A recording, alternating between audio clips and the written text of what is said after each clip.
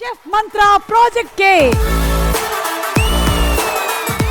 ఇప్పటి వరకు మీరు చేసిన హీరోయిన్స్లో అంటే ఇంక్లూడింగ్ ప్రజ్ఞ ఆల్సో మీరు ఎవరంటే ఇష్టం?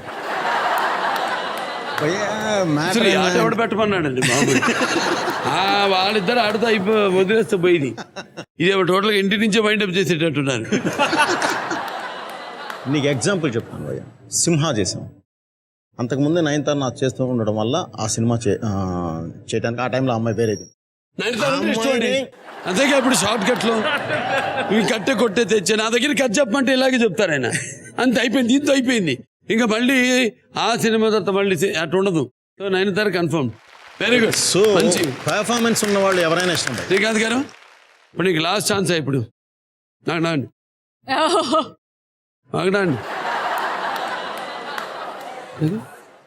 అమ్మ బాబు ఏంటప్పటి నుంచి మీరు చెప్పండి అదే మాట. ఊహా గారు కాకుండా ఇంకెవరంటే ఇష్టం మీకు? నాకు సౌందర్య గారు అంటే ఇష్టం. సూపర్. నర్తనశాల సినిమా నేను మొదలుపెట్టాను, ఆవిడ మీద నమ్మకంతో మొదలుపెట్టాను. ఉన్నారు అందరూ హేమాహేమీలు ఆర్టిస్ట్ ఉన్నారు అక్కడ. సిఆర్ గారు అప్పుడు సిఆర్ గారు ఉన్నారు. సరే నేను 4 క్యారెక్టర్స్ అనుకున్నాను. అది అర్జునుడు, బృహన్నల, కృష్ణుడు, దుర్యోధనుడు, కీచకుడు పాత్రలన్నీ ప్లాన్ చేసాం. సరే పాపం విధిని ఎవడు తప్పించలేడు, విధిరాతని. ఆ సినిమా తీసి కుప్పతోట్లో పడేశారు. చాలా మంది పేర్లు చెప్పారు. నయనతార గారు ఉన్నారు, మీరు చేశారు కదా ఆల్రెడీ రామరాజ్యం, పౌరాణికం హిట్టు, ఆవిడ పెట్టచ్చు కదా అన్నారు. సీత అంటే సీతే. ఇంకా ఒకటిద్దరు పేర్లు చెప్పారు, అది సౌరాక్షి చిన్న, అది ఇది పేర్లు చెప్పారు. Nothing doing.